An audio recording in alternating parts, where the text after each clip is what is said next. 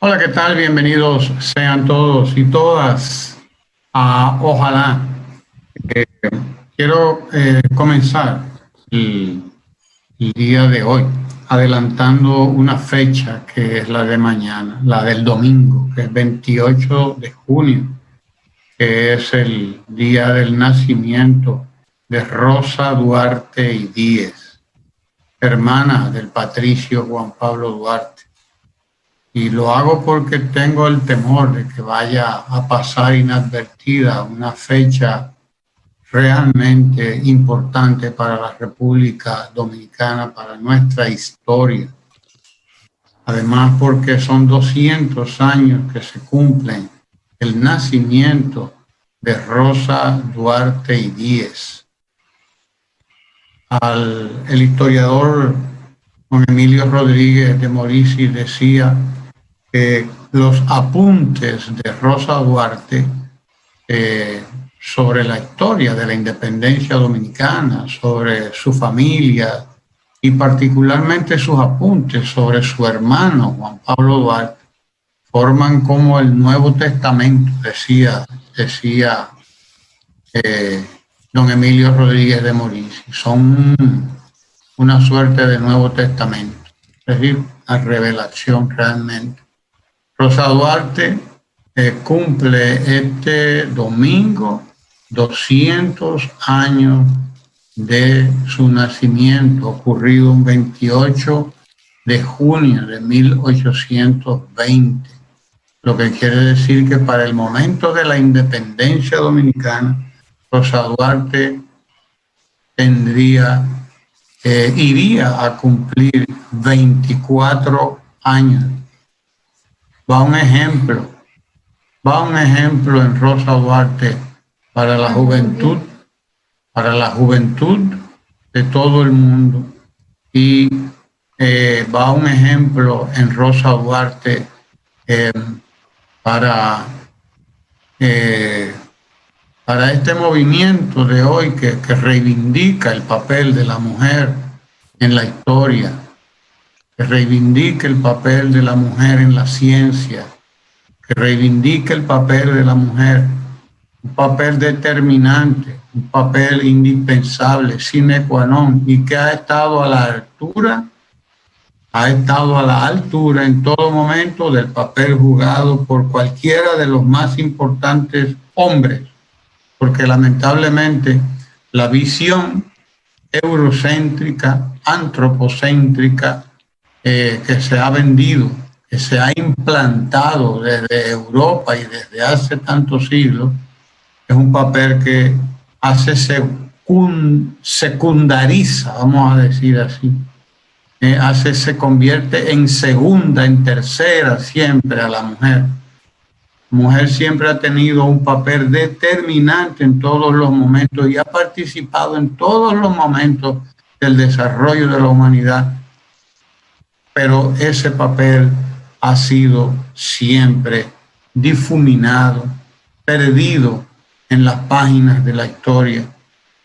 A Rosa Duarte y Díez, cuyos restos no se tienen, no aparecen, porque como ya han explicado muchos historiadores, Rosa Duarte murió en 1888, si mal no recuerdo, octubre de 1888, y sus restos fueron enterrados en un cuartel, como les llamaban allá en Colombia, en Venezuela, a esos espacios de los cementerios que son espacios generales, donde se entierra a la gente de segunda, de tercera, donde se entierra a los pobres,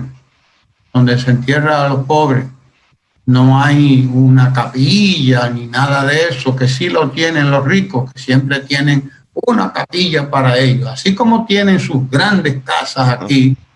Cuando se mueren tienen grandes capillas. Rosa Duarte fue enterrada en un espacio general, cuartel número no sé cuánto del cementerio del sur, si mal no recuerdo, no me traiciona la memoria, del cementerio del sur, el cuartel general número 1700, que ellos, ¿cuánto? Ya usted sabe.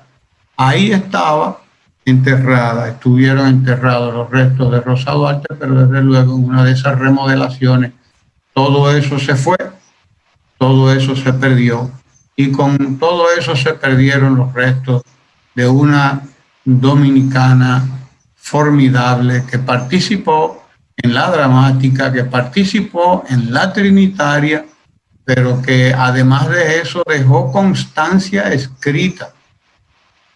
Dejó constancia escrita en esos apuntes de Rosa Duarte, dejó constancia escrita, probablemente fue una de las pocas que se preocupó por hacerlo, junto a otros de los trinitarios que también escribieron algunas cosas. Pero el valor de los apuntes de Rosa Duarte son todavía más interesantes porque tienen una parte afectiva, la parte familiar y la visión femenina. Es una visión diferente de los acontecimientos, por más que queramos. Recordemos a Rosa Duarte este domingo.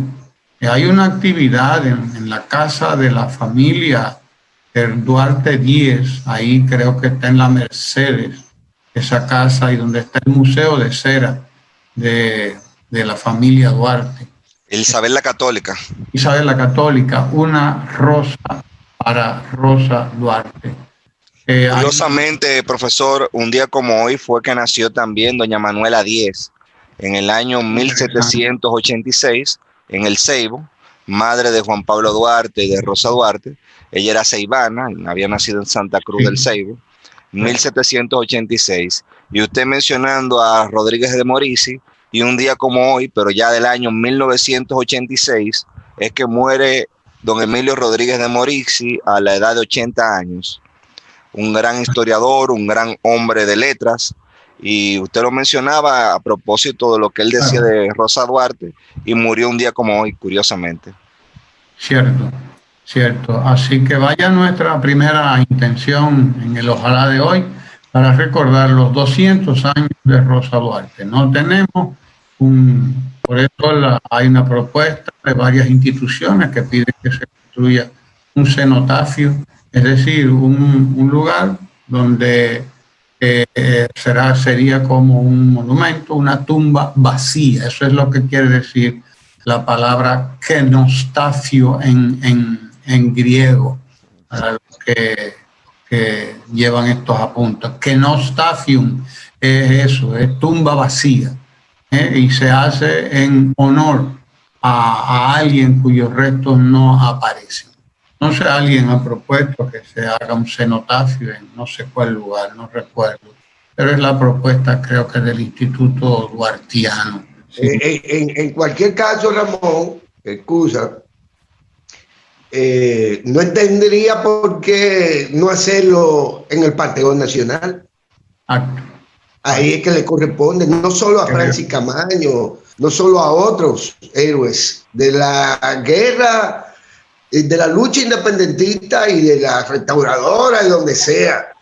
Porque como bien sabemos, las academias, en este caso el instituto, se ha prestado también a la profanación moral de los que están en el Panteón Nacional, porque no es posible que usted lo entierren con un traidor, no es posible que usted lo entierren con quienes lo asesinaron, porque eso es como déjame hacerle una maldad a esta gente.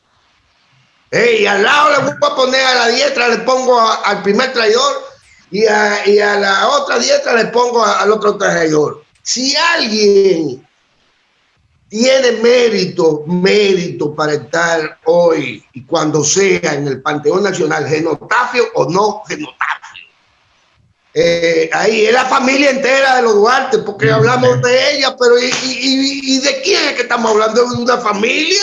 Familia entera. Perseguida y sacrificado sus bienes por la independencia nacional. Entera. Sin esa gente no estaríamos todavía hablando de la ficción esta de que somos soberanos e independientes. Y no tendríamos esa tarea de como tarea hacia el futuro, y no la tendrían nuestros descendientes, la tarea de convertir a esta nación no en la colonia que es, sino en una república soberana e independiente. Entonces, los Duarte Díez para mí, al igual que otros, insisto, todos deben de estar en el Panteón Nacional. Y de no ser posible ahí, entonces, cerremos eso que se llama Panteón Nacional, arranquemos con la gente que tiene calidades para estar ahí depositados sus restos, o no, pero estar ahí incluidos como parte del Panteón Nacional. Ahí hay que meter a la familia entera, Duarte y Díez. Juan Bosch. No, y dejarlo de cuento de camino, de que Santana es el que tiene que estar ahí, cojones. Sí, Juan Bosch fue muy claro en uno de sus trabajos, decía, él demostraba por qué Santana no debe estar en el Panteón Nacional. Y fue muy claro y lo planteó a sí mismo. Recuerdo la conclusión de uno de sus artículos sobre Santana. Decía, estas son las razones por las cuales Santana no debe y no puede estar en el Panteón Nacional, porque como tú dices, Guillermo, el primer gran traidor de la independencia dominicana y el primer gran traidor del movimiento y fusilador de varios. Asesino. Porque no es que fue un traidor cualquiera, no, traidores varios, traidor que fusiló también algunos, que otros. Que mató con saña a Duvergé. Exacto. Y a los hijos de Duvergé. Y a los hijos de Duvergé. O sea, lo de Santana es algo que no tiene punto de comparación. Como lo de Balaguer, porque si eso es posible, porque Balaguer lo que hizo. Y si eso es posible, Ramón, lo que pasa es que aquí hay mucha gente, no solo traidora, sino cobarde. De no haber sido por la Iglesia Católica Dominicana, ahí estarían los restos de Eugenio María de Hostos antes que todo el mundo. Ahí no estaría Santana, ahí no estarían asesinos de la calaña como esa. Ahora, tú refieres a que leamos a Juan Bosch, como siempre. Habrá que hacerlo para entender la historia y la sociología del pueblo dominicano. Pero la realidad es que Balaguer, mira que Balaguer, sí, pero la realidad es que Balaguer dejó el testimonio más perverso con respecto al tema su discurso del día de que metió los restos de Santana en el Panteón Nacional. Ahí está su discurso. Eso sí que hace historia, porque es la perversidad mayor. Este hombre es lo más malo, pero este hombre es lo mejor, y por lo tanto, como ni malo ni bueno, oye, vamos a meterlo ahí, por favor, y todos van y le hacen el coro a ese protocolo oficial que no se respeta porque no respeta la Constitución de la República. Pero que además la única explicación para que Santana esté ahí donde lo llevó Balaguer, es el propio Balaguer. El Balaguer, por Dios. Él dirá, si yo meto un traidor aquí, que fue además un patriota, un gran luchador, le garantizo un puesto yo. Eso quiere decir que a mí me pueden meter en cualquier momento ahí. Tengo garantizado ese boleto, lo compré por adelantado. Lo compré por internet, Ramón, el puesto ese. Es uno de los típicos comportamientos de la pequeña burguesía. Porque yo creo que el caso de... Es una enfermedad pequeño burguesa esa. No será muy general. Me parece que es más un antihaitianismo. Pero es explicar, exacto. Es más antihaitianismo que otra cosa. Exacto. Ahí está su explicación. Ahí está la explicación. Basta con... No. Una parte de ella, hay una parte ahí, sí, hay una parte, y la otra está en el propio yo de ese señor. Cuando tú vas, por ejemplo... Su propia psicología. De todas maneras... el Cristo de la Libertad de Balaguer, por ejemplo, él eleva a Duarte a un lugar muy sublime, pero es un Duarte que no es real, es un Duarte demasiado, es un Cristo de la Libertad, es un Duarte que no es el héroe que se sacrificó, es una cuestión sobrenatural, sobredimensionada. Pero cuando te vas a los carpinteros de Balaguer, te das cuenta desde el principio, cómo él va trabajando el antihaitianismo, cómo él va metiendo el elemento de que en la frontera se roban los niños, que los Loa, que Papá Loa, etcétera. Y cuando tomas todo el discurso de Balaguer, te das cuenta de que la reivindicación de Santana es eso, es que Santana representa el antihaitianismo y nuestra identidad nacional, no sobre la base del proyecto de Duarte, sino sobre la base de ser antihaitiano. De negar a los... La isla al revés. Sí, a mí nunca me han tirado tiro en un cabaret en territorio haitiano.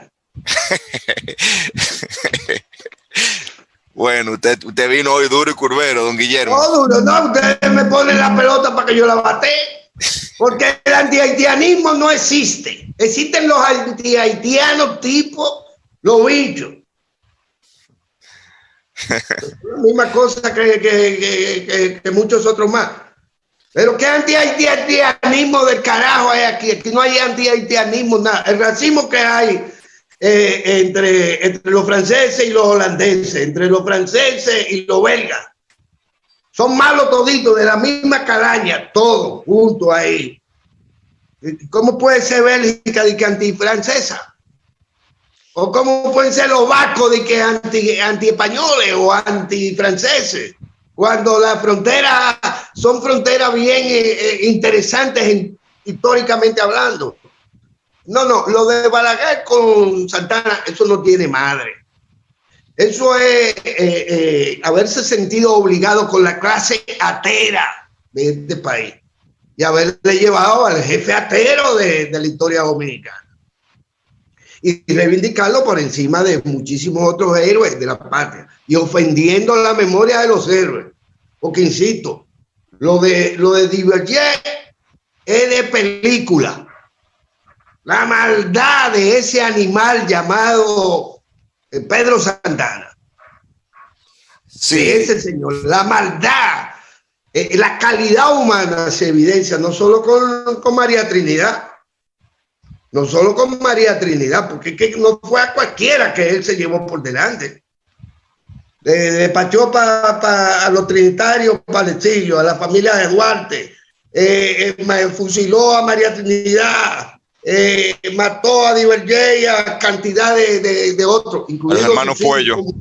A los hermanos Puello, como si, y el asesinato de Duverger es de película, insisto, porque aquello es típico del dictadorzuelo latinoamericano, si usted quiere, que cometía ese tipo de barbaridades, poner y matar a sus hijos, a los hijos adelante, crear una escena de odio contra alguien que se había ganado los galones en la lucha antihaitiana, en esa misma lucha que dicen que Pedro Santana era el antihaitiano. Ay, Duverger no lo fue. Lo que pasa con Duverger y Santana, y básicamente Balaguer inclusive lo llega a mencionar, sabes que Balaguer lo llama el centinela de la frontera, es que Duverger se niega a perseguir a los propios dominicanos porque Santana le ordena una persecución de dominicanos por una cuestión fratricida. A la que no había venido de Puerto Rico. Sí, mi espada no se va a blandir contra hermanos. Y esa respuesta le comienza a generar ojeriza en unas familias que habían sido tradicionalmente vinculadas, porque en la boda de los Duverger estuvo la familia Santana y había una vinculación entre los Santana y los Duverger. Sin embargo, él reniega todo eso y con saña, por no seguirlo en ese momento, lo persigue. Soto Jiménez lo menciona esa anécdota en Memorias de Concho Primo. Pero yo creo, Guillermo, que ciertamente lo que se quiso hacer con Hostos en el Panteón Nacional, que tú también refieres, cuando se iban a trasladar los restos de Hostos y se mandó una circular para que no fuera ningún sacerdote la oposición expresa de López Rodríguez. Claro, algo que no creo que hubiese hecho Monseñor Hugo Polanco Brito, a pesar de ser con una oposición anti-hostosiana, pero en el caso de su amigo López Rodríguez, él tuvo una oposición y una persecución a Hostos aún post-mortem y mucho tiempo después de muerto, porque Hostos muere en 1904, si mal no recuerdo, y estamos hablando de que cuando se lleva el Panteón habían pasado, ¿cuántos? 70 años. No lo han perdonado nunca. No. Nunca lo han perdonado. Cuando Hostos tampoco llega a ser realmente anticatólico, sino una persona que lo que aboga es por el método científico y el uso de la razón para entender las cuestiones políticas. Y si te pones a ver los principios morales del cristianismo, Hostos los recoge. O sea, los principios morales, sacándole elementos mágicos religiosos, él recoge eso, igual que José Martí. De hecho, nuestro amigo Carlos Rodríguez Almaguer dice que una de las lecturas que más transformó a Martí fue precisamente el haber leído las Sagradas Escrituras. Pero Guillermo, a propósito de la situación de educación y que estamos mencionando a Hostos, yo quería mencionar que aparece en la prensa nacional, que a veces tengo que coincidir contigo en que parece una revista comercial y no una prensa nacional, aparece un anuncio en la segunda plana. ¿Cómo que parece? Yo nunca he dicho que parecen, ¿eh? No, tú dices que lo son. Yo digo que parecen porque yo... Nada que ver con el parece. Sí. Son unas revistas comerciales. Y básicamente, Guillermo, yo trato a veces de distanciarme de ese criterio, pero a veces tengo que darte la razón cuando me encuentro con una falsa primera página, como tú se llama ahora, ya sea de quien sea cualquier candidato, y una cantidad de cuestiones adentro, y uno comienza a ver las propuestas de los políticos. Yo celebro que en el caso del señor Luis Abinader, él haya avanzado y de decir que este es el cambio y que se van, ya comienza a hacer propuestas, y eso es un paso de avance. Ya no solamente se van, sino ahora está haciendo propuestas. El tema es que las propuestas, Luis Abinader, ese no tiene ideología ni tiene nada. Pero mira cuál es el tema, Guillermo, que ya está haciendo propuestas y ya aparte de decir el cambio va, parece que los asesores le dijeron que explicara cuál es el cambio. Y ha comenzado a querer explicar el cambio. Me parece bien y felicitamos el esfuerzo, pero creo que debe de leer más lo que se ha hecho, porque cuando comienzo a ver en la prensa nacional o en las revistas comerciales cuál es el cambio que él está proponiendo, me encuentro, por ejemplo, donde él dice que el cambio que él propone es la preparación y capacitación de nuestros maestros y una enseñanza de calidad. Y yo me quedo pensando, si es que él no sabe que nosotros hemos avanzado hacia la preparación y formación de los maestros, incluso a pesar de tener una ADP que su gente la preside, que se opuso al concurso docente y a que se escogieran por concurso los directores regionales y distritales, con una oposición tajante de la ADP, inclusive con miembros del PLD oponiéndose y miembros del PRM que él dirige. O sea, gente del PRM oponiéndose a rajatabla, y él viene ahora a proponer que el cambio que él está proponiendo es la preparación y capacitación de los maestros. Y yo me quedo pensando, ¿y dónde está usted que no ha visto todos los proyectos de capacitación constante a los maestros hasta llegar a la exigencia de que por primera vez se cumple el elemento de que sean por concurso? Usted puede estar de acuerdo con que el concurso se puede mejorar, pero por primera vez un hecho el concurso. De igual manera, Guillermo, veo que él acaba de decir cuál es el cambio que él quiere en materia de justicia, y dice que él quiere el procurador general que sea independiente, y le preguntan en un programa y él dice que todos los fiscalizadores deben de ser independientes, él lo va a hacer, que no se ha hecho, y todos los fiscales. Y yo me quedo pensando, parece que él no sabe que los fiscalizadores se escogen por concurso. Ese concurso que se somete a varias rondas incluye una formación en la escuela del Ministerio Público, que los fiscales se escogen por concurso y que los fiscales titulares que tenemos son por concurso. Usted puede decir, y le estoy dando una idea, que el cambio que usted propone es mejorar los concursos que se hacen, pero no decir que usted va a hacer lo que ya se ha hecho. La única posición que el presidente sigue nombrando es el Procurador General de la República, porque se entendía que era con quien se iba a trazar la política criminal. Diga que usted va a cambiar eso, pero no me diga que usted va a cambiar todo el Ministerio Público, porque hay un estatuto del Ministerio Público y hay una serie de cosas que ya se están haciendo. Entonces, por un lado, celebramos que se esté así, que él esté proponiendo cosas, pero debe de estudiarlo. De igual manera, Guillermo. Yo no celebro nada, eso eres tú.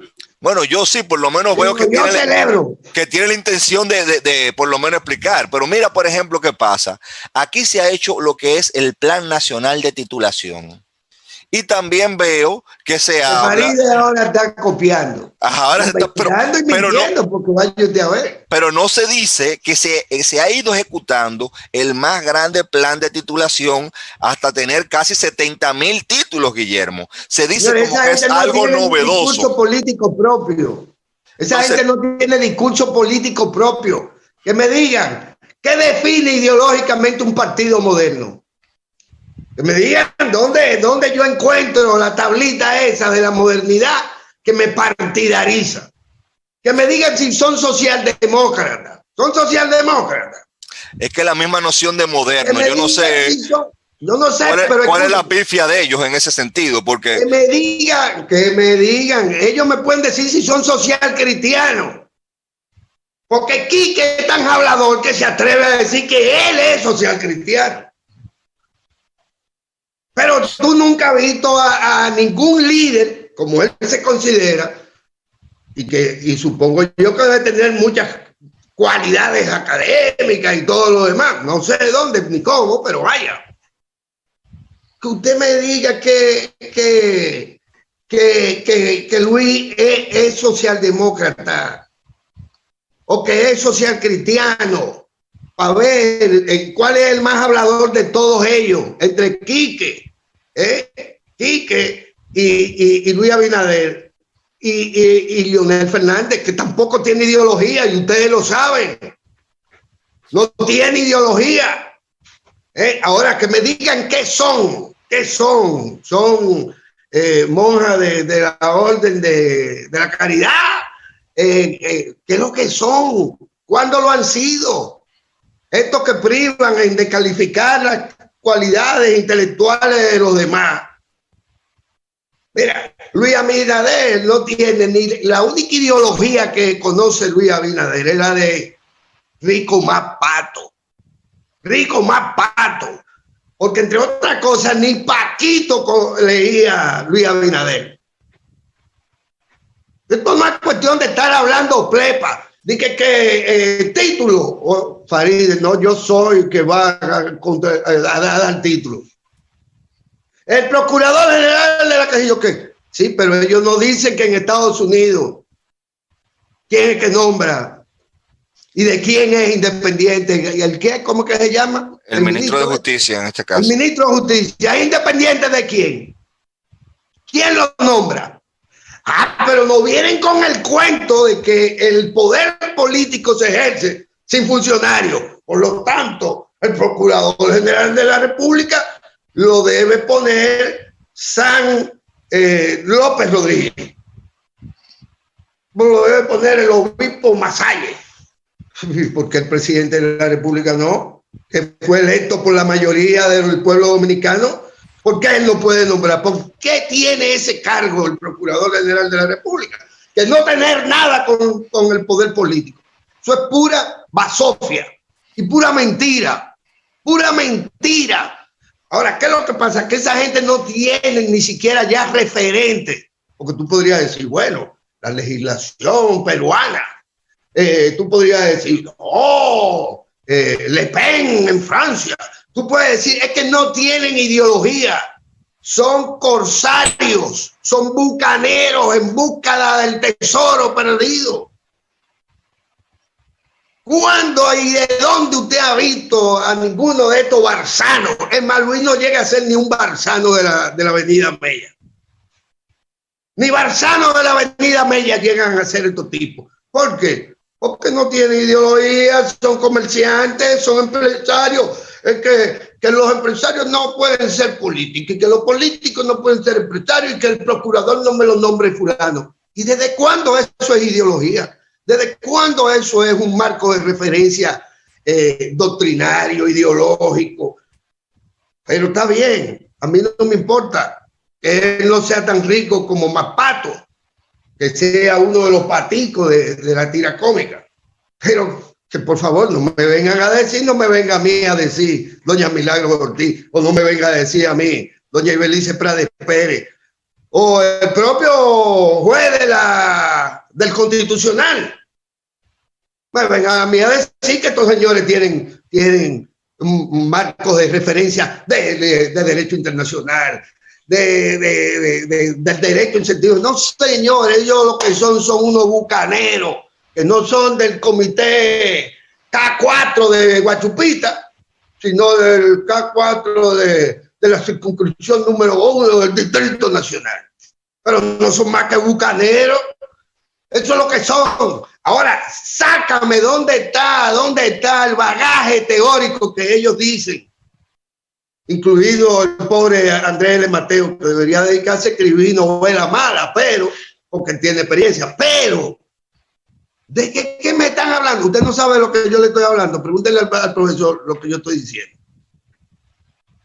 Deberían ponerse, en el caso de él, debería ponerse a escribir de Villaconsuelo, novela de Villaconsuelo y cosas por el estilo.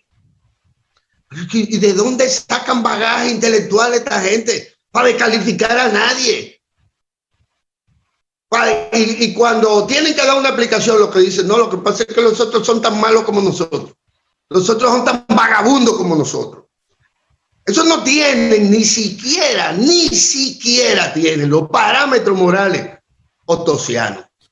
Mucho menos van a tener ninguna ideología, ni van a tener ningún discurso de liberación nacional, ni ningún discurso desarrollista. No lo tienen, porque entre otras cosas, siguen vendiéndole al pueblo la idea de que usted en 4 años puede desarrollar nada, y en 4 años no se desarrolla ni un matrimonio. Para que usted me entienda, ni un matrimonio se desarrolla en 4 años. Solo Ramón, que tiene 48 años, podría darme una clase de eso. Pero yo realmente me salgo con un mal gusto de todo este proceso, porque no son ni siquiera oportunidad para que se discutan ideas. Entonces termina uno teniendo que estar hablando plepla de gente que no conoce el Estado. ¿Y cómo lo va a conocer? ¿Por qué? ¿Y de cuándo? Porque era PRDista, no. ¿Apoyó a Peña Gómez? No. ¿Estuvo con Hipólito? Sí. ¿Perdió con Hipólito? Sí. ¿Volvió a perder con Hipólito? Sí. ¿Volvió a perder él mismo? Sí. Y todavía usted no tiene una idea de lo que él cree sobre el desarrollo nacional realmente. Que no sea la asesoría que le pagó con dinero que no se sabe de dónde salió, que le pagó la asesoría a Hugo Giuliani, que fue en dólares, que se le pagó a ese señor. Por cierto, lo está devolviendo, o lo devolvió según vi con Ángel Martínez.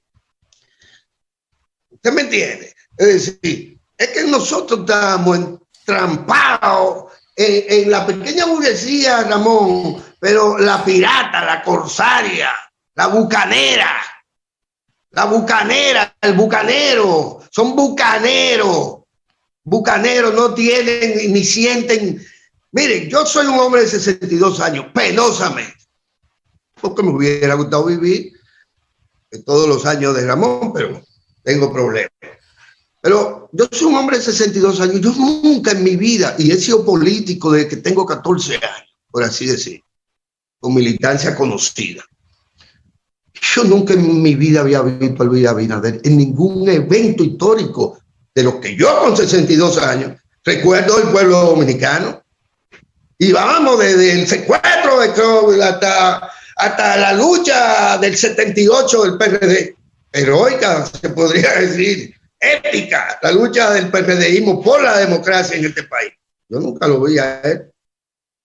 Y tenemos más o menos la misma edad, que no me vengan a privar muchachitos.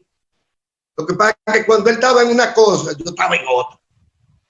Y no lo vi en ningún evento de la historia dominicana, como sí vi a Milagro o a doña Ibelice, que la vi en la UAP más que nada, y a doña Milagro, bueno, vaya usted a ver. Y a cantidad de mujeres y de hombres valiosos dentro del PRD, podría pasarme la mañana entera enumerando a los hombres que fueron protagonistas. Ahora, ¿de qué fue protagonista este señor en tantos años de su bendita vida, de su bendita existencia?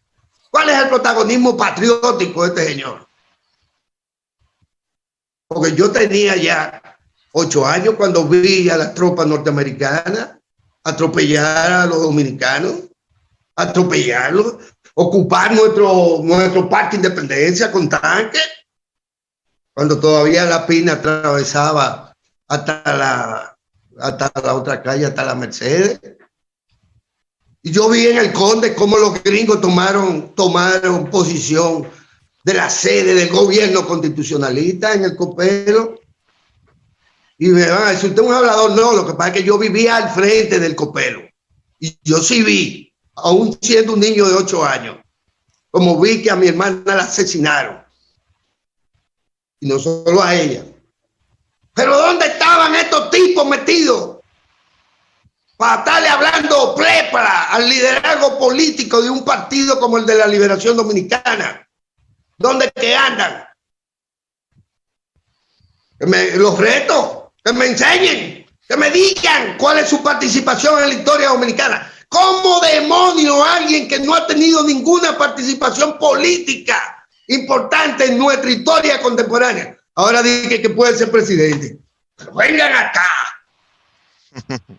Eso es peor que el procurador que no lo puede nombrar el Poder Ejecutivo. Eso es peor. Usted sacar a un improvisado, a un individuo que estuvo ajeno en realidad. Todos. Aquí hay mucha gente que no sabe que Leonel Fernández es ciudadano americano, pero hay gente que no sabe que este señor probablemente sea un ciudadano americano. Para que estemos claros. Lo que pasa es que aquí hay gente que teme perder las visas y los permisos de trabajo y los chelitos del USAID y la dirección de la porquería ciudadana. Eso es lo que pasa, que en este país hay gente jugando a tirar la cosa y a esconder la mano y a pelear desde las gradas. Gente que se acostumbró a la lucha libre. Yo creo que a ese muchacho no lo llevaban ni a la lucha libre ahí en el Eugenio María de Hort. Miren, hay un aspecto que yo quería comentar también, ya fuera de lo nacional, tiene que ver con lo de la pandemia, con lo del COVID. Y es algo que salió publicado también en la BBC y tiene que ver con el comportamiento de la pandemia en Estados Unidos. Aquí nosotros hablamos ya hace un tiempo de cómo siempre hay un subregistro en todos los lugares del mundo de la cantidad de casos que se han confirmado. Yo escuché personas diciendo y criticando muy duramente el subregistro que hay en República Dominicana, señalándolo como algo sui generis. Pero cuando nosotros nos vamos también a lo que está sucediendo en Estados Unidos, nos encontramos con que las estimaciones no son los 2.2 millones de personas contagiadas que ya tiene Estados Unidos, sino que hay proyecciones que llegan hasta 20 millones de personas. Lo mismo pasa en Europa, lo mismo pasa en Brasil, porque uno tiene los casos que ya han sido confirmados y detectados, pero hay casos que no están en el reporte. Cuando vemos esas estadísticas que ustedes ven ahí, son los casos confirmados, pero no es que en el mundo solamente le ha dado a 9.632.000 personas, sino que esos son los casos que ya se hizo una prueba y hay una confirmación. La estimación es que eso es posiblemente 10 veces más. O sea, cuando vemos ahí 9.632.000, piensen 96 millones de casos reales en el mundo que no están reportados, pero es una estimación en base a los casos confirmados. Hay mayor precisión con los casos de muerte por lo que implica la muerte y lo que implica el hecho de que esta enfermedad se comporta de modo asintomático, y es tal vez lo más peligroso, porque al presentarse sin síntomas, usted es portador de la enfermedad y lo va transmitiendo y lo va regando. Entonces, hay un elemento que nosotros tenemos que tomar en consideración. nosotros tenemos que seguir acostumbrándonos a vivir con la pandemia y tenemos que entender el desafío cultural que significa nosotros adaptarnos a un nuevo modo de vida en donde hasta que aparezca la mascarilla vamos a tener que guardar un distanciamiento social, vamos a tener que usar la mascarilla por todos los lugares hasta que aparezca la vacuna, vamos a tener que aprender a convivir con esta nueva realidad. Y hemos visto con mucha preocupación cómo en China, como en algunos países de Europa, ese proceso de desescalada comenzó a generar rebrotes.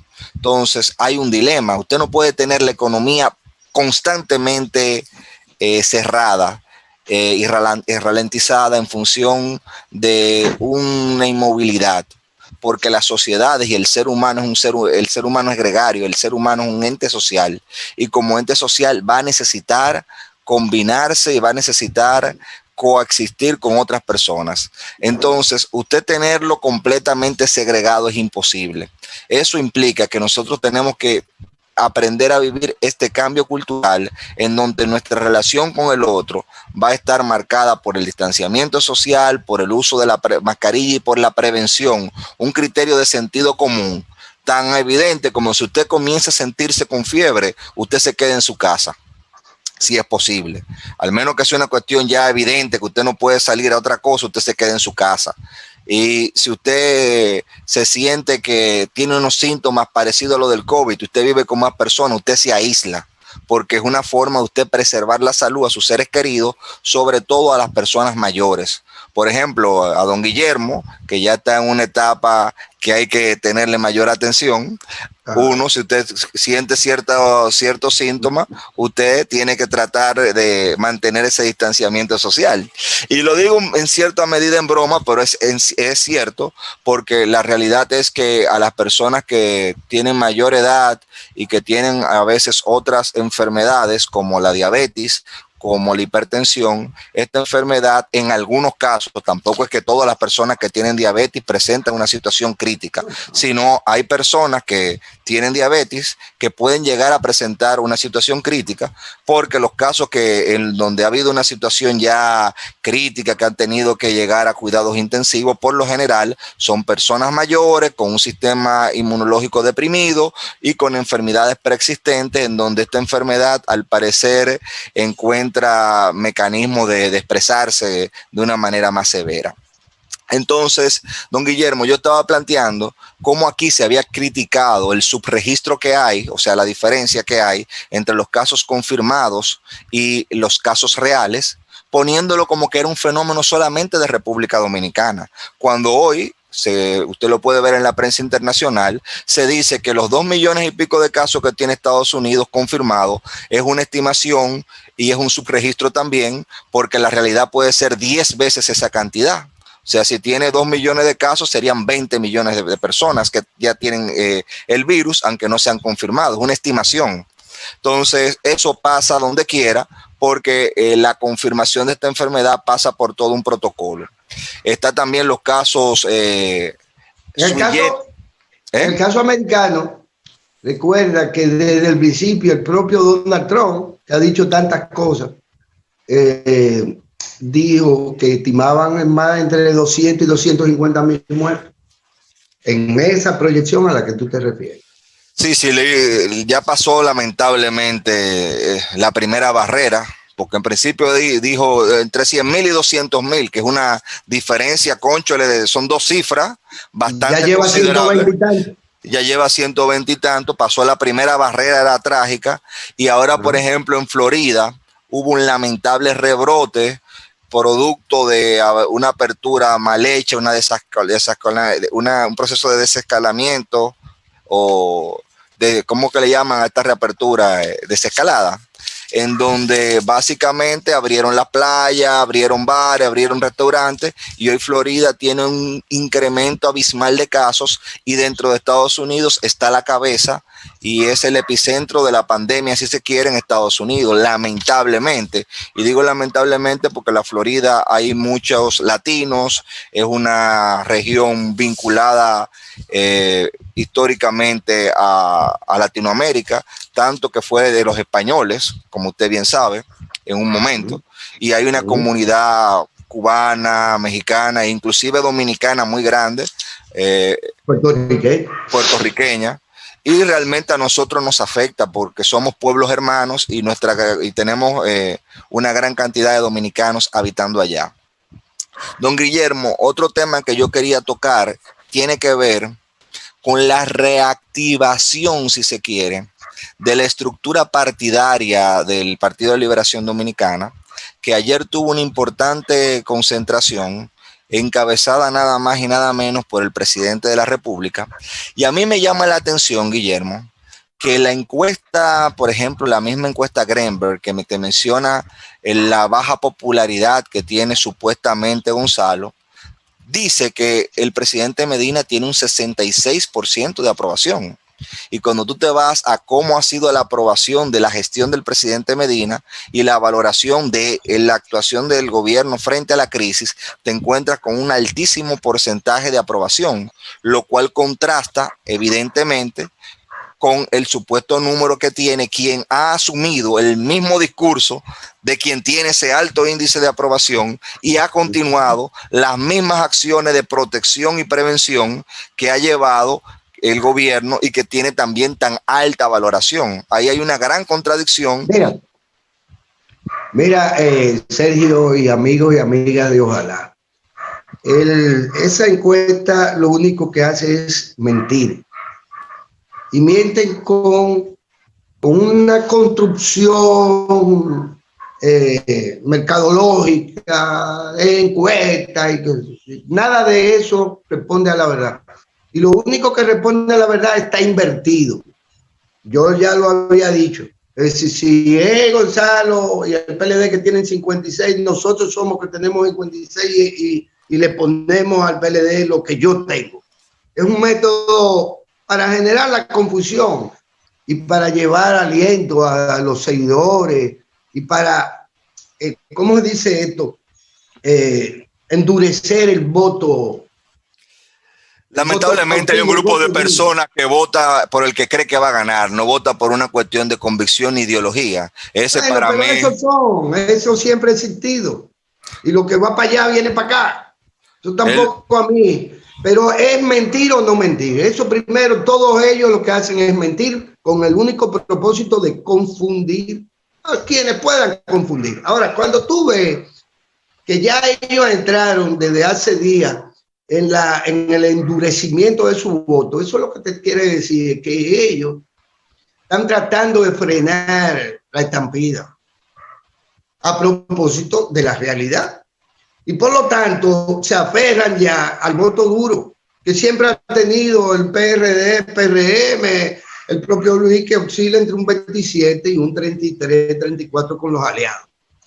¿Por qué? Porque el gran drama de ellos, en el caso de Rico Mapato y comparte, esta gente no han hecho más que descender desde hace cuánto tiempo. Eso sí se lo dijo Bernardo Vega, que deseoso de que le tomaran en cuenta sus ideas y de que no lo maltrataran. Bueno, le dijo, vea, que usted estará en primero, pero usted tiene 2 meses que para abajo que va. Es decir, que ellos no tienen hacia dónde crecer desde hace tiempo, no tienen para dónde crecer. ¿Qué pasa? Que Gonzalo sí ha tenido tiempo de crecer, por distintas razones. Voy a mencionar algunas de estas. Primero porque el votante PLDista, el que ha sido miembro de esa mayoría ciudadana a la que yo me vengo refiriendo hace tiempo,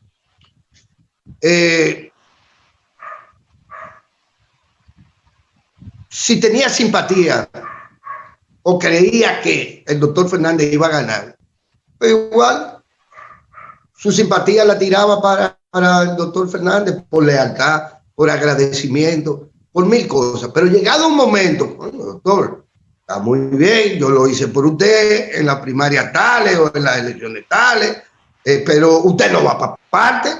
Entonces, si mi lógica es la de que votar por quien va a ganar, usted no va a ganar. Por lo tanto, permítame ya echar el segundo elemento que usted no menciona por mezquino seguro, ¿Cuál? La de que Margarita tiene unos niveles de aprobación incluso más altos que la aprobación del gobierno, que es muy alta, 60 y tanto, la de Danilo, la del gobierno a la que ella pertenece. No, es que el golpe el golpe que dan de Bolsón, los gallos, lo dio Gonzalo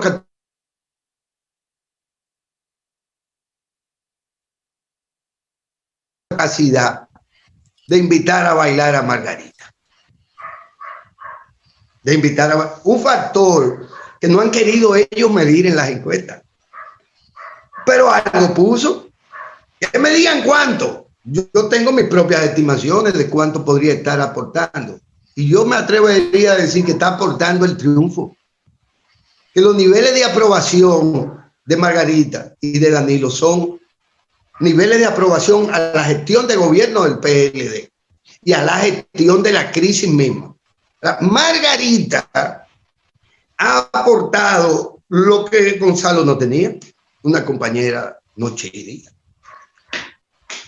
Mi querida Margarita, la mulata de espanto, está aportándole al PLD la misma gracia, el mismo compromiso con que fue la compañera de Danilo en el 12, la compañera de Danilo en el 16 y es la compañera de Gonzalo ahora en el 20.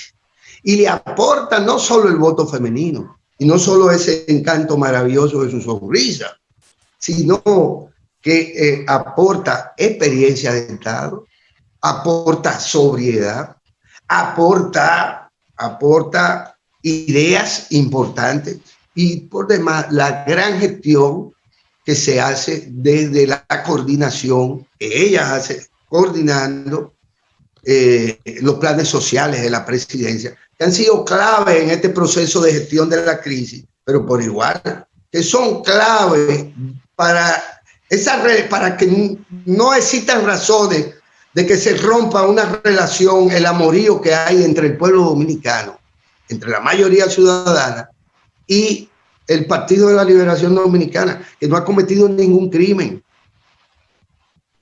No ha cometido ningún crimen. El PLD ha gestionado no solo esta crisis, ha gestionado estos 8 años con la experiencia y con la sobriedad de su dirección, de su comité político, de su comité central y de la nación, porque se ha gobernado para todos. Aquí no se ha excluido a nadie. Son esos elementos lo que ellos no quieren reflejar. Es decir, para ellos, Margarita, que tenga un 70% de aprobación y que ellos no, eso no suman nada. Lo que suman son los ceritos y los numeritos que ellos construyen cuando están diseñando falsedades. Aquí no ha acontecido absolutamente nada. Óyeme, ¿de qué me están hablando a mí? De la Odebrecht. Pero señores, por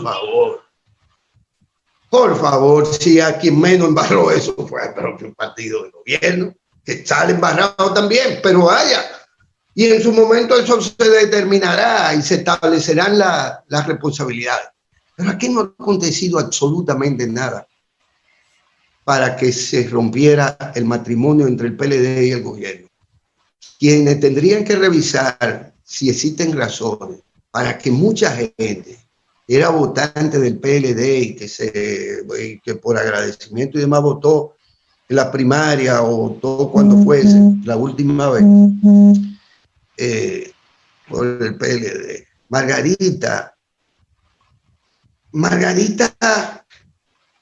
es un aporte al país, que se pueda contar con una mujer que tiene la experiencia ya de Estado, mujer de presidente, primera dama de presidente, vicepresidenta 3 veces, 2 veces, consultora jurídica o subconsultora jurídica a partir del 96, con responsabilidad de Estado desde entonces. Margarita estaba en la historia de este país. Margarita podría irse ya para su casa de Jarabacoa y no ocuparse más de política y habrá sido la única vicepresidenta todo este tiempo. Y una mujer que está por encima del promedio del hombre y de la mujer dominicana en su compromiso con la nación. Entonces, son mentirosos, todos ellos mienten en la idea de construir la crisis postelectoral del 6 de julio, porque que ellos van a gritar. Bueno, yo creo, no sé si las encuestadoras están mintiendo, son malos errores. Todas, sí quería todas señalar, mienten. pero yo no lo sé. Yo lo que sí quería señalar era eso paradójico, que me parecía una cuestión ilógica, que por un lado, se valorara la buena gestión y por el otro lado, el candidato que se ve como continuador de esa buena gestión no tenga esa misma valoración. Me parecía un elemento de contradicción. Porque eso puede ser que no. Lo que tú tienes que decirme es que suma cada factor. Si a eso vamos, ese es el tema. Pero yo no me quería meter en el tema solamente de eso. Por ejemplo, yo te estaba señalando la reunión que tuvo el Comité Central del Partido de la Liberación Dominicana, donde el presidente habló de datos muy concretos. Mira. No te metas ahí. El presidente mencionó que el PLD ganó en 21 provincias. Sí. Y la gente no lo sabe. La gente cree, no, hay gente que cree, porque aquí se... No, hay gente que no lo saben, ellos no lo saben, ellos dicen que ellos barrieron, ellos no se enteraron. La primera información que se dio era que ellos habían sacado un 70%. Lo dieron ellos, porque y ellos son muchas entradas electorales. Efectivamente, cuando ellos dan a conocer que ellos tenían un 70%, y estaban mintiendo porque la realidad es, cuando vemos los números, que primero no fue un 70% ni remotamente. La diferencia entre partido y partido era muy poca. 13,000 votos, compadre. Sobre todo que ahí está el elemento de lo local, y lo local, que no es lo nacional, donde usted se podía encontrar que candidatos, por ejemplo, de la Fuerza del Pueblo, que tenían vínculos primarios con miembros del Partido de Liberación Dominicana, sacaron muchos votos, pero esos votos no son de la Fuerza del Pueblo. Esos son votos que se generan en lo local por una cuestión de arraigo y de vinculaciones primarias, por lo general. Pero cuando usted ve quién ganó la mayoría de las provincias y usted ve que el PLD ganó 21, usted comienza a ver que ese escenario de relación de fuerza que se quiso construir no es tal. Entonces, los últimos datos reales, ya no encuestas, sino porque la encuesta siempre son muestreos, son un elemento que cuando es bien hecho es probabilísticamente acertado, pero que tiene márgenes de error. Pero lo que no tiene margen de error es la cantidad de votos que se emitió el pasado torneo electoral. Y cuando usted ve que se ganaron 21 provincias y usted comienza de 32 y usted comienza a analizar todos esos elementos que se dieron en lo local que no se van a dar a lo nacional, y usted comienza a analizar que por un lado hay una amenaza a todo lo que significa la institucionalidad administrativa en República Dominicana, que ha avanzado a pesar de todo hacia una ley de función pública, hacia estabilidad en el empleo, y por el otro lado usted oye diciendo se van, entonces estaban prácticamente amenazando la estabilidad del empleo público, algo que ya es constitucional, porque la Constitución del 2010 tuvo ese elemento que se incorporó, la función administrativa, y desconocer eso, Guillermo, desde el punto de vista institucional es primero un error, segundo, una falta hacia la institucionalidad, pero también un error político, porque le está diciendo a todos los que componen la estructura del Estado, miren, ustedes se van, y muchos de ellos no tenían una vinculación partidaria con el PLD, pero al decirle eso, no tienen.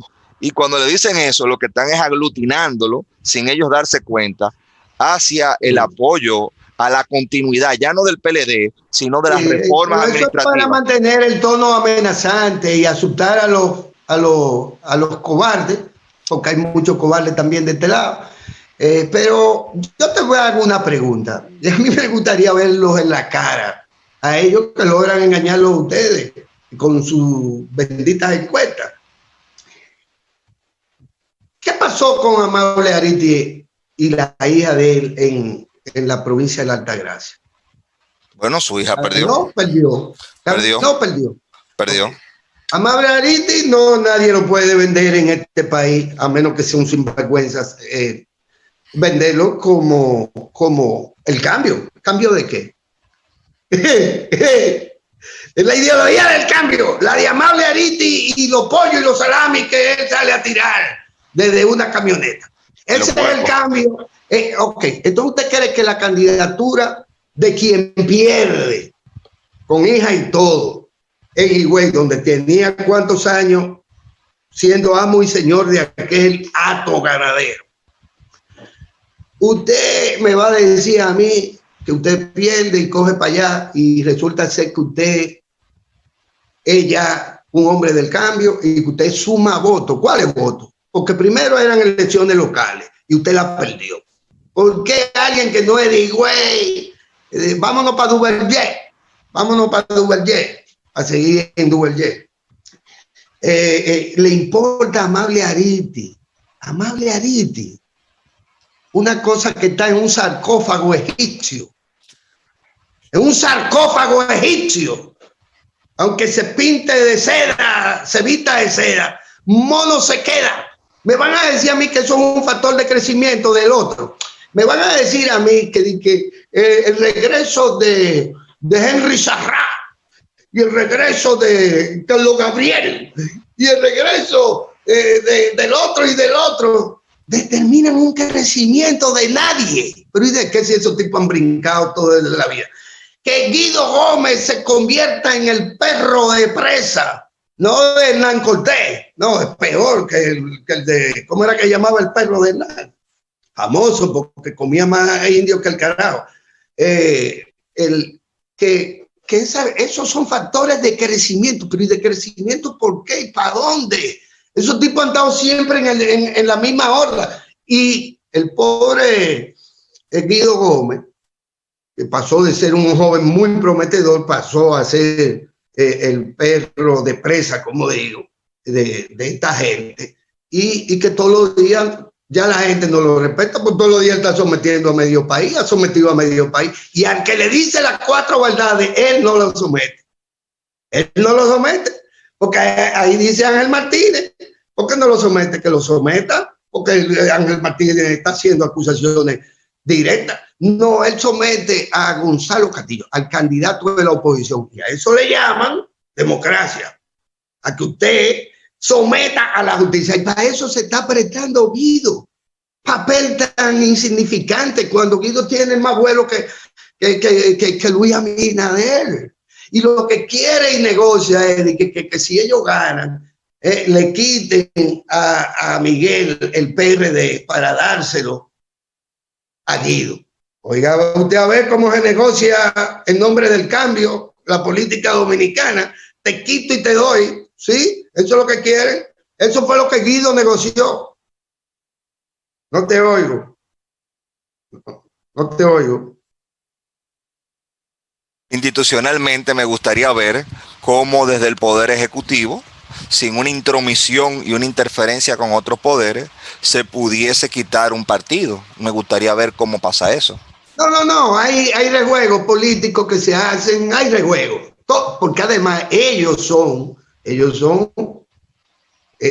parecerían ser payasos de Pero ese rejuego sería violentar la institucionalidad, y ellos han hablado de un contrapeso de poderes, han hablado de una supuesta cooptación de las grandes cortes, lo cual yo entiendo que no es verdad.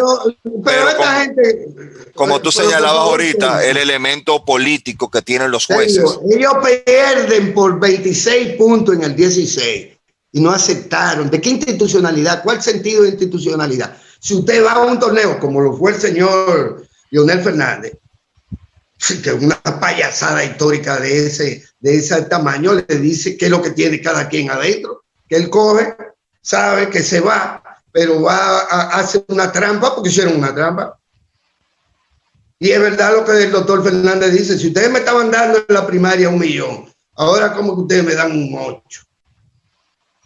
Porque me están haciendo daño. Bueno, pero señores, que usted hizo una barra basada. Usted se comportó como un charlatán de la política. usted fue a una primaria partidaria y desde que le cantaron el último ao, más nunca volvió y más nunca se refirió a nada. Se convierte en un tránsfuga. ¿De qué bendita institucionalidad? Esos tipos son capaces de cualquier cosa. Y yo sí recuerdo de lo que fueron capaces. ¿Quiénes fueron los que gobernaron del 2000 al 2004? ¿Usted sabe quiénes? ¿Quiénes? Se lo digo. Los mismos. Los mismos que andan con el señor Abinader. Es decir, ¿de qué institucionalidad usted me está hablando? De la institucionalidad de Bernardo Vega en las negociaciones de la deuda eterna de este país. ¿Usted sabe lo que le pasó a la economía dominicana cuando ese señor pasó por el Banco Central? ¿De qué institucionalidad es que ustedes me están hablando? Que ustedes le creen todos los cuentos a los habladores. A los habladores. Ustedes le viven creyendo, pero es que la historia está ahí. Todos están ahí. Al lado de Luis, todos, y son la misma gente. ¿Y usted cree que eso han creído alguna vez en institucionalidad? Ni de su propio partido. Nunca la respetaron y no respetan nada. Van a los pleitos, lo pierden y después de hacen coca. Esa es la práctica. No tengo yo que recordar uno a uno los pleitos que hemos tenido, en donde ellos no tienen el sentido de responsabilidad. Y vuelvo y te digo, no tienen forma de demostrar las mentiras, es decir, los números que ellos todos aportan. No hay forma. No hay forma de usted decir una cosa en enero, medir la misma firma encuestadora y reflejar todo lo contrario a lo que estas encuestas reflejan ahora. Todas a unas, porque todas convergen. Todas convergen, y digo todas porque ellos nada más aceptan 3 o 4, después más nadie. Después más nadie. Ahora, yo he visto compañeros nuestros asustados. Ayer lo vi y hasta me preocupé. Porque él no es precisamente de los cobardes del PLD. Que los hay, naturalmente. Pero lo oí hablar dubitativamente.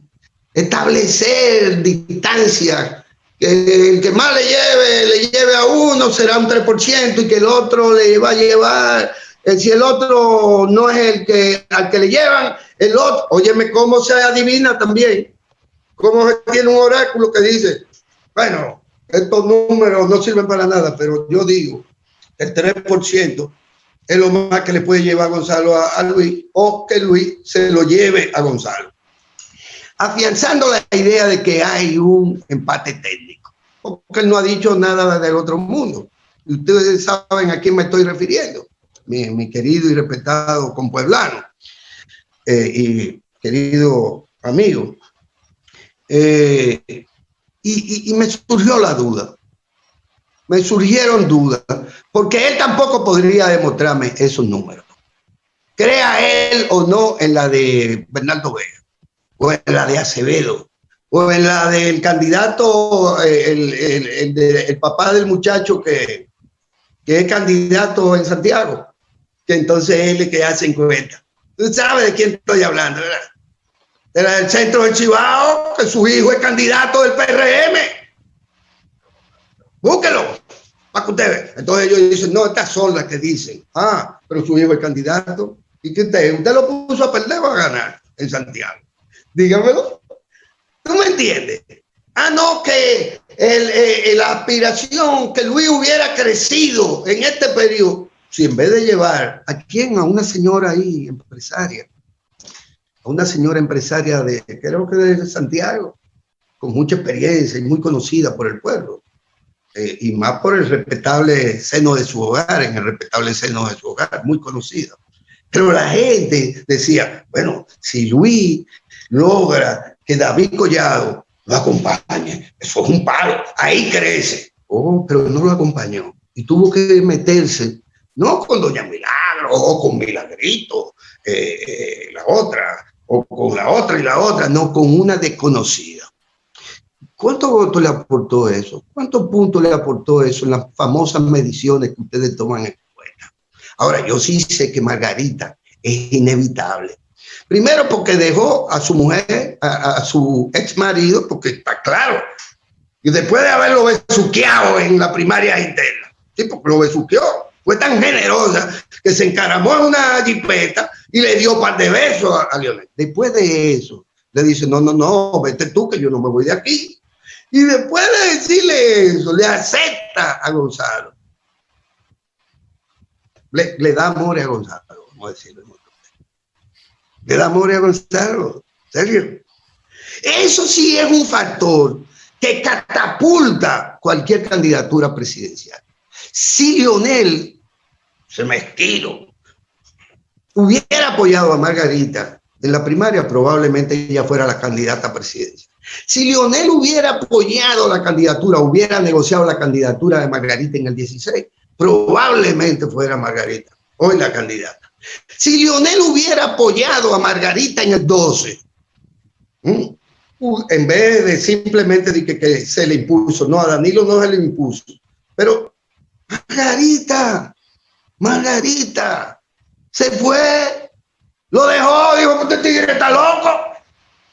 La mamá de su hijo, de su hija, su compañera de viaje durante muchos años se va. Y entonces usted me va a decir a mí que eso a quien favoreció fue a Luis Abinader. Es que los números, eso se sientan estos sinvergüenzas y lo ponen. Pero los factores, las variables que hacen decrecer o crecer, y que son variables técnicas, y reto aquí a cualquier politólogo o sociólogo a que me diga, que me desmientan. No es puntuación lo que se busca, no son los factores que te hacen crecer o decrecer. Dijo un disparate. Don Juan dijo que iba a meter preso a Arteaga 2 días antes de las elecciones, y eso hizo posible la derrota de Don Juan en el 90. Bueno, cuando usted en campaña dice disparate, no le paran la lengua, entonces usted puede meter la pata y restarse votos. Pero hay otros factores que no son los que te restan, son factores que te suman. Y yo insisto, la candidatura de Margarita despegó la candidatura del PLD de su más cercano, del primer perdedor, el señor Abinader. Margarita catapultó al PLD y a Gonzalo por igual. Y lo que se muestra es un bloque político partidario gobernante, maduro, que sabe para dónde va y del que Margarita es parte. Y yo te pregunto, ¿cuántos de esos que votaron en la primaria por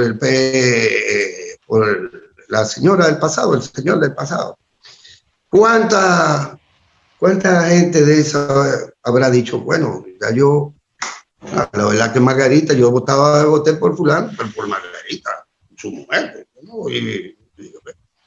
Como yo, que pude haber votado por ella y nunca jamás por él. Pero vamos, pónganme el número. Eso es medible. Ellos lo miden. Ellos lo midieron, pero ese dato no te lo dan. No te dicen. Margarita le aportó 3 puntos porcentuales. O le aportó 5. O le restó. Porque da igual, podría haber sido una mala candidatura como la que eligió Luis Abinader, que le restó. Y no se le hubiese restado lo que le restó esa decisión si hubiese sido, probablemente si hubiese sido David Collado.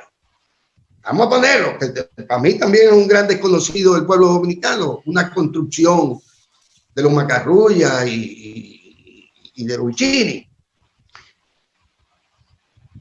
Pero diga, ¿usted aportó tanto o usted restó tanto? Eso es posible, queridos amigos y hermanos. Eso sí que se tiene que medir, y más en una etapa final de una campaña por demás accidentada como la nuestra. Eso se mide. Y cuando es más fácil decir, ella tiene un 70% de aprobación como figura, es la figura más importante. Oye, y no le sumó nada a Gonzalo. No le sumó nada a Gonzalo.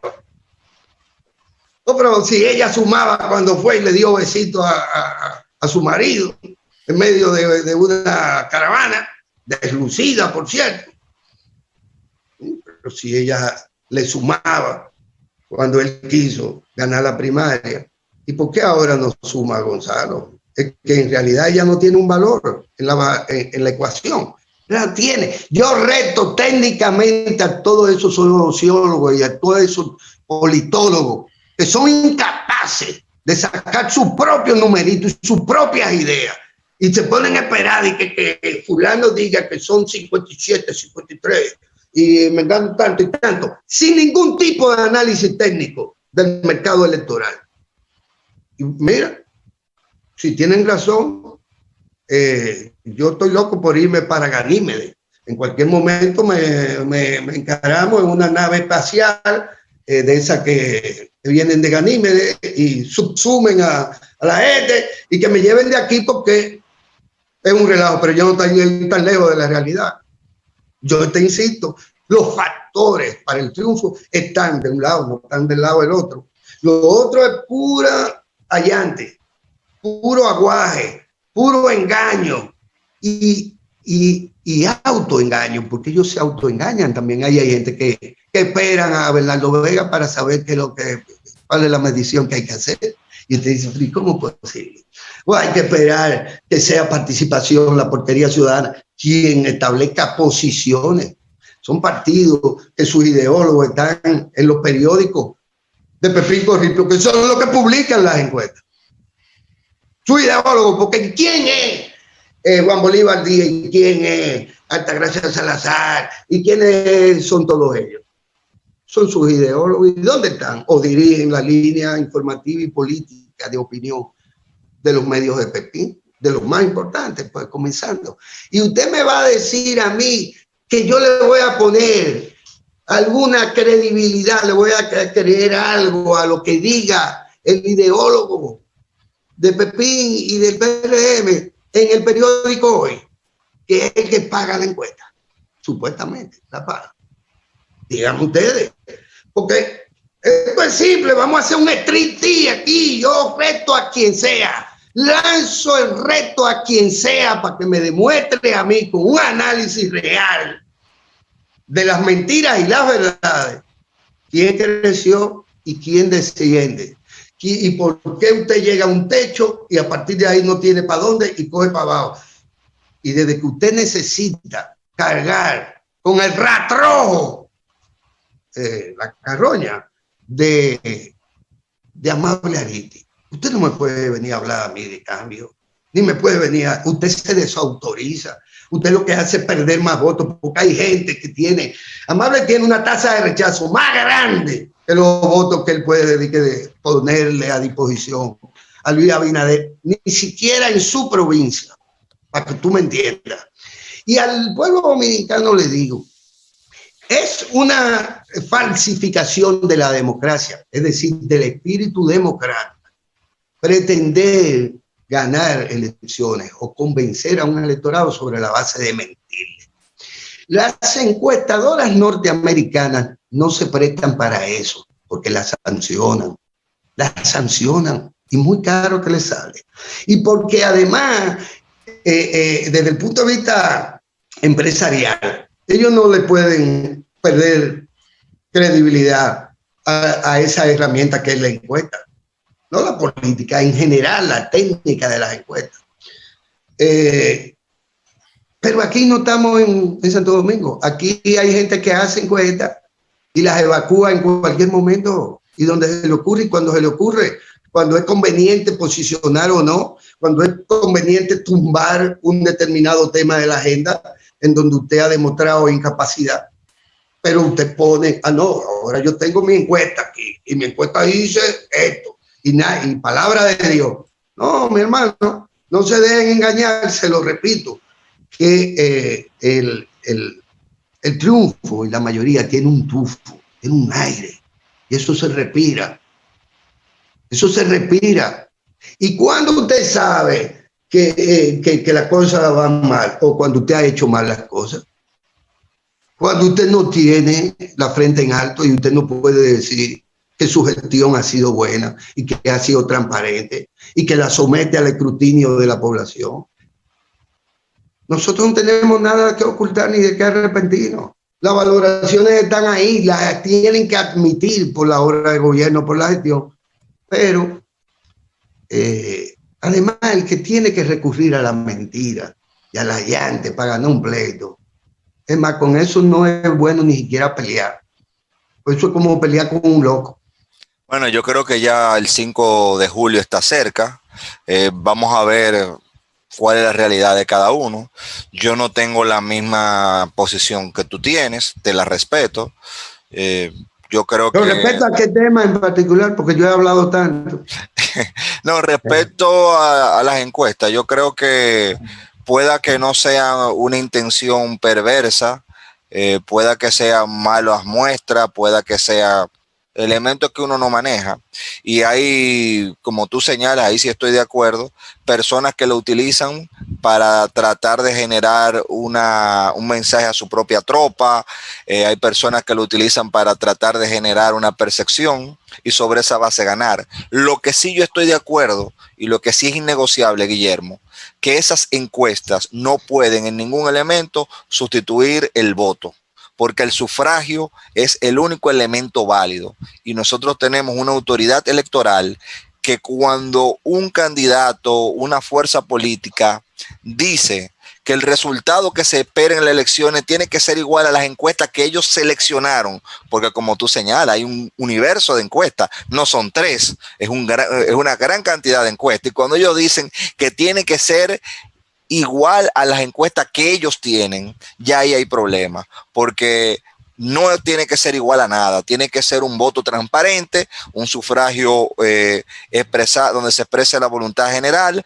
pero es la Junta Central Electoral y no cada partido que dice quién ganó. Esto es un juego, hay un árbitro y no es cada jugador que va a decir yo gané, sino es el árbitro que lo debe de decir. Entonces yo lo digo porque para mí fue muy peligrosa esa declaración y tomando el precedente que con una diferencia de 26 puntos no se reconoció el triunfo.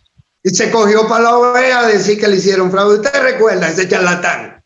Entonces yo recuerdo ese elemento y es peligroso ya de cara al futuro que se le quiere enlodar la democracia dominicana, advirtiendo desde ahora que si el resultado no es el que ellos quieren, ellos no lo van a aceptar. Eso es bastante peligroso. Pero eso peligroso. No lo dice el que va a ganar, para que usted me entiende. Bueno, es un argumento primero que lo dice una persona que se siente derrotado y que quiere encontrar justificación, pero sobre todo lo dice una persona que puede estar confundida sobre sus ideas de democracia. Y yo quiero apelar a tal vez de manera ingenua, a el futuro que puede tener gente de esa organización en República Dominicana si entiende que nada está por encima de la institucionalidad. Es así. Y yo sigo poniendo y le pongo a cualquiera, se la pongo a usted ya que usted quiere más en esas encuestas que en su propio análisis. Yo le digo, Margarita, ¿resta o suma? Y suma. Si resta, ¿cuánto resta? Suma y sobre todo suma en un plano cualitativo y ahí quisiera retomar. Suma tanto que la oposición, yo comencé diciendo que ellos comenzaron con un discurso vacío y por lo menos le están dando contenido. El problema es que el contenido que le están dando es un contenido copiado y desactualizado, porque ellos dijeron en principio que los planes sociales del gobierno eran malos, segundo que no funcionaban y ahora dicen que le van a dar el doble. Entonces, si una cosa no funciona, usted no puede decir que le va a dar el doble. Si el elemento absorbente de la multiplicación es el cero. De Senasa y cosas de esas. Ellos comenzaron a repartir una tarjeta que se llama el doble, pero ellos no están en el poder. Entonces, ¿qué tarjeta usted está repartiendo? Y segundo, que el criterio de la ayuda social, como la ha manejado Margarita, es un instrumento de lucha contra la pobreza.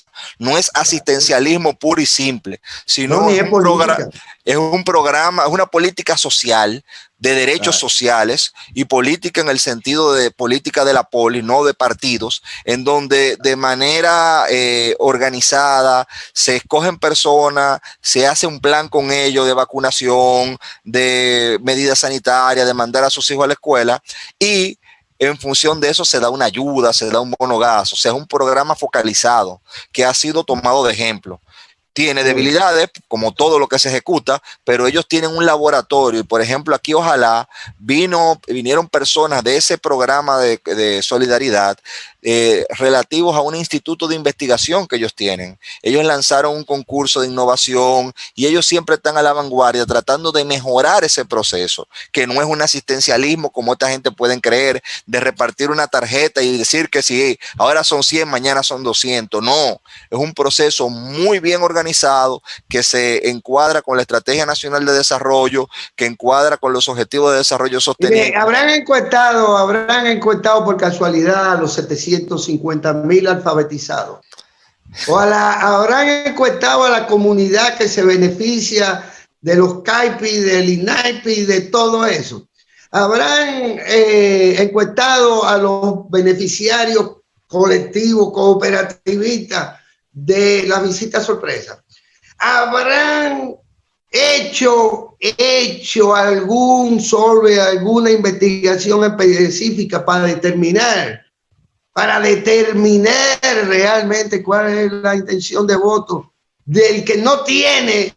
Por ejemplo, a usted le dieron algún título, hubo 70,000 gente, le habrán hecho un pequeño estudio a esos malagradecidos para ver si agradecen o no agradecen, para ver si están satisfechos o no, para ver si era más importante para ellos que alguien les resolviera ese tema de la titulación. Y como usted dijo una vez, más que el agradecimiento, es el respaldo a ese compromiso ciudadano que se gestó de un programa de gobierno, y si hay un respaldo a ese compromiso porque le cumplieron, hay que ver cómo eso se manifiesta. Pero Guillermo, mira, lamentablemente el tiempo se nos ha agotado. Tony me está boicoteando hace rato. No, Tony de lo bueno. Tony dice que es muy duro y culvero. Usted vino duro y culvero, sí. Ramón hasta le salió huyendo a la primera recta que usted tiró. Usted se dio cuenta, sí. Sí, pero quédense aquí, señores, que miren, hay mucho contenido que compartir con ustedes. Viene ahora Cita Cultural y una programación exquisita que tiene su canal 4RD. Y además el canal 17. Hasta pronto.